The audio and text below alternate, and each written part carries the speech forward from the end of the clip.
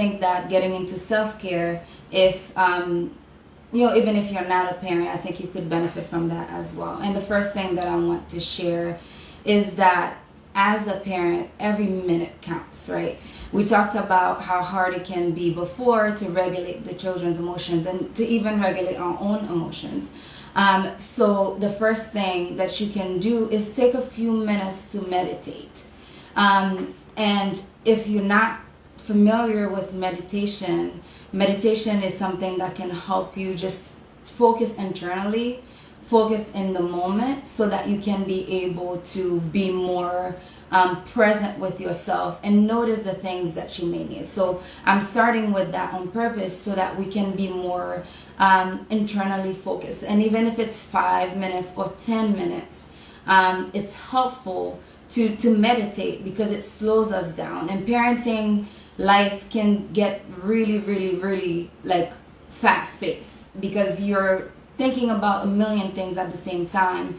And sometimes it's hard as parents to slow down and just focus on yourself for a second. So if, let's say, for example, you wake up 5 minutes before your kids wake up or your child wakes up, taking the time out to just sit down and just meditate. And what that could look like is basically slowing yourself down, staying in silence. Some people do it with music. Some people do guided meditation. So if you're a Christian, the Abide app has some meditations that you can do, and there's a free version of it. If you're not, YouTube has a lot of options of meditations that you can pretty much use to just help, to just guide you. There are breathing meditations. There are meditations that are focused on different things. There are meditations if you're struggling with specific issues that you can do those. They will be able to help you and set you for the day.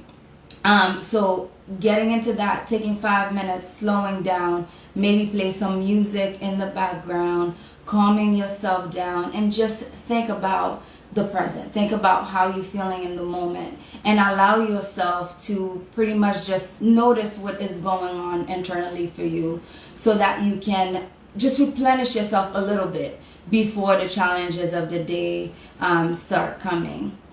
Hi, Tally. So we're talking about meditation now.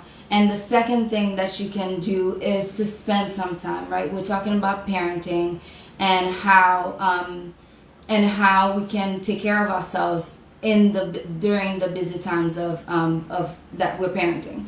So taking some time and taking a walk can be the second thing that you do. Putting the kids in the stroller if they're young, or just going on a walk as a family can help you just clear your mind, because when kids have a chance to walk around, run around, and just get that energy out, it's easier than being stuck in the house or having to deal with all of that in the house. So bringing them outside where there's more space, where the air is lighter, where they feel more free, can give you also a moment for you to just notice what's going on around you. If you're at a park, for example, you can look at the trees, look at the scenery. And for some people, it helps to make them feel a little bit better, and that's self-care for them. The next thing that you can do is just listening to music overall. And it's been proven that listening to music can help calm children down. So if you have very hyper children, learning to play specific, maybe try your children to see which type of music will work best for them, and really just making the time where, okay, maybe putting it in the schedule that at this time is when they're the most hyper. I'm going to play this music so that they can be able to calm themselves down and maybe sit down and read a book. Intentionally creating those times when you are, hi Christian, intentionally creating those times when you are able to play that music. If you know that your children are between 4 and 5, that it is harder for them to sit and they're like have a lot of energy, then playing some there's some videos on YouTube that help the kids dance. So playing that kind of music to let them let the energy out. Let's say, for example, you're not able to go outside, can be very helpful and can also give you a moment as a parent to care for yourself and to take a break from that, because they're just watching or following the instructions from the song. And sometimes when it's about to be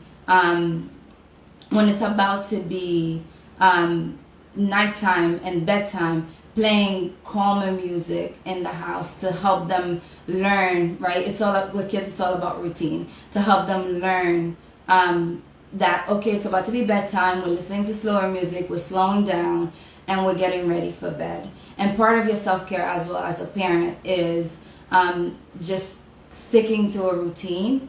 And kids do well with consistency. So being consistent with your routine so that you can be able to put them to bed at a specific time and have the evening times to yourself where you can rest, where you can catch up on other things that you weren't able to do during the day, and you can even like put some stuff for you to do for yourself. The next thing is just some people get energy from being by themselves. Other people get energy from being around other people, being with others.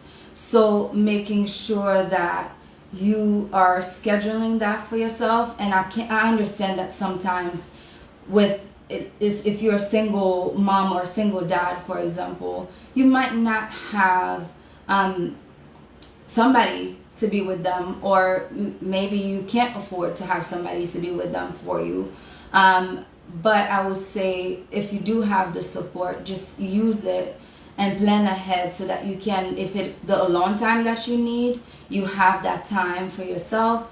And if it is the time with people, that you are planning ahead so that you can be able to create that time for yourself. And the last thing that I want to mention is to just pretty much get organized. Organize yourself, and that's what is pretty much going to help you create that space so that you can be able to take care of yourself. And self-care can be anything that you want it to be. It can be some people is just slowing down, taking a bath, listening to music. Some people is having their favorite snack and doing something fun or watching a fun show.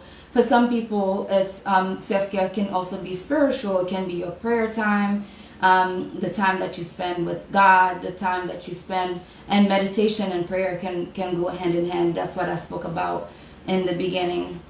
And also self-care can also be like just you taking care of just organizing yourself so that you can be able to have that time to take care of yourself, and planning ahead so that your children can be taken care of in those times that you are taking care.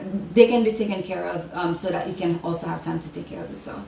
And I cannot stress that enough. It's extremely important for you to take care of yourself, because if you don't take care of yourself, then the way that you're feeling will begin to impact your children. So making sure that you make that time and that you create those little gaps, right? Like whatever amount of time that you have, it matters. If it's 5 minutes, take the 5 minutes and take advantage of it. I have literally taken 5-minute naps and it's helped.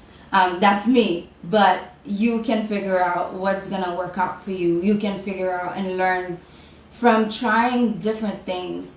What is it that helps, by looking at the patterns of your children, by looking at your own patterns. Okay, so this week I noticed that I am tired more around this time, so maybe I should sleep an extra 5 minutes, or leave this thing and go to sleep a little bit earlier, because it's okay for you to leave some things undone, for you to take care of yourself, because at the end of the day, like we talked about last week, your emotional health will automatically impact your children's emotional health.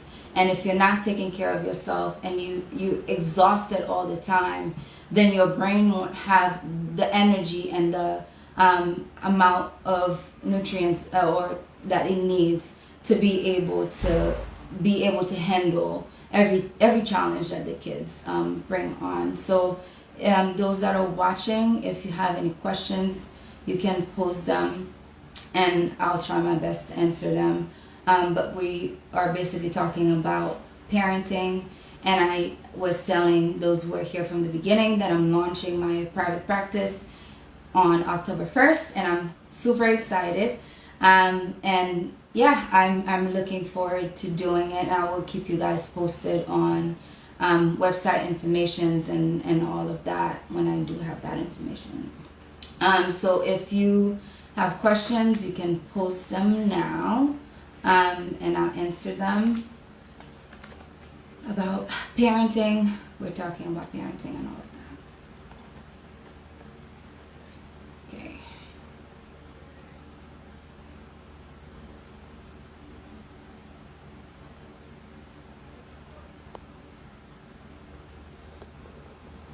Okay, so that's it for tonight. I am about to log off. I will not be doing the live next week, but I will see you guys the following week, and we'll still be talking about parenting. But yeah, I won't be there next week, but I will keep you guys posted on all of the updates as I get them. All right, take care.